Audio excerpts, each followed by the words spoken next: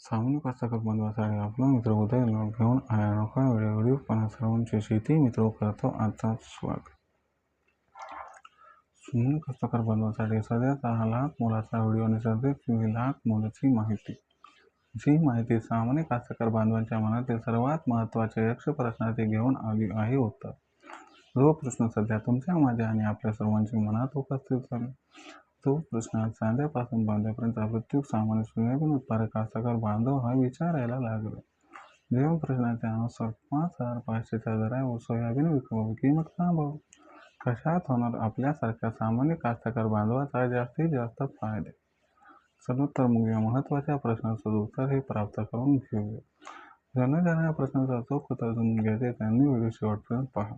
जिथे व्हिडिओ आवडल्यासारखा वाटेल तिथे व्हिडिओ लाईक करा। जास्तीत जास्त कास्तकार बांधवापर्यंत हा महत्त्वाचा व्हिडिओ पोहोचवण्यासाठी व्हिडिओला शेअर करा आणि सबस्क्राईब करून नोटिफिकेशन बेल ऑल करा। याच्यामुळे प्रत्येक व्हिडिओ आपल्या मिळत राहतो। आता इथे सतत जो सामान्य कास्तकार बांधव आहे त्यांच्या मनातील सध्याचा हा सर्वात महत्त्वाचा सवाल, जो सवाल सध्या तुमच्या माझ्या आणि आपल्या सर्वांच्या मनात उपस्थित झाला। जो सवाल चांद्यापासून बांध्यापर्यंत सामान्य सोयाबीन उत्पादक कास्तकार बांधव हा विचारायला लागला। ज्या सवालाच्या अनुसार 5,500च्या दरावर आपण सर्वांनी सोयाबीन विकायला पाहिजे की मग तेजीची वाट बघत थांबवायला पाहिजे? कशात होणार आपल्यासारख्या सामान्य कास्तकार बांधवांचा जास्तीत जास्त फायदा? चला तर मग आपल्या मनातील यक्ष प्रश्नाचे जाणून घेऊयात इथं उत्तर। जर आपण सर्वांनी बघितलं तर सध्याच्या कंडिशनला देशांतर्गत बाजारामध्ये सोयाबीनचे दर पातळी मागच्या 4-5 दिवसात सुधारली। जर इथून 8 दिवसापूर्वी बघितलं तर सोयाबीनचा बाजारभाव किती होता? इथून 8 दिवसापूर्वी देशांतर्गत बाजारामध्ये जी सोयाबीनची दर पातळी होती ती 5,000 ते 5,500च्या दरम्यान होती। पण आपण जर बघितलं तर मागच्या 4-5 दिवसांमध्ये आपल्याला खाद्यतेलाचे बाजारभाव वाढताना दिसले आहेत। याच्यामुळे देशांतर्गत बाजारामध्ये जो सोयाबीनचा दर आहे तो 200 ते 300 रुपये क्विंटल मागं वाढला। सध्याच्या कंडिशनला बघितलं तर सोयाबीनची दर पातळी 5,300 पासून 5,700 रुपये प्रति क्विंटलच्या दरम्यान आहे आणि सोयाबीनचा असणारा सरासरी बाजारभाव 5500च्या आसपास आहे। मग अशा परिस्थितीमध्ये सामान्य जो कास्तकार बांधव तो विचारायला लागला की 5,500च्या दरावर आम्ही सोयाबीन विकायला पाहिजे का मग आणखीन तेजी येण्याची वाट बघत या ठिकाणी थांबायला पाहिजे? कशात होणार जास्तीत जास्त फायदा? चला समजावून सांगतो। जर आपण बघितलं तर सध्याच्या कंडिशनमध्ये जी तेजी दिसत आहे त्या तेजीचं कारण आहे की कच्च्या तेलाचे बाजारभाव हे वाढले आहेत।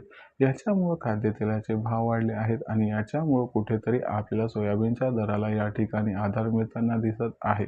पण लक्षात घ्या, संघर्ष हा आज ना उद्या तर संपुष्टात येणार, म्हणजे फंडामेंटल्स बघणं गरजेचं आहे। जर आपण बघितलं तर यंदाच्या वर्षी अमेरिकेमध्ये पाऊसकाळ चांगला होण्याची शक्यता असल्यामुळे आपल्याला सोयाबीनचं उत्पादन तिथं वाढताना दिसणार आहे।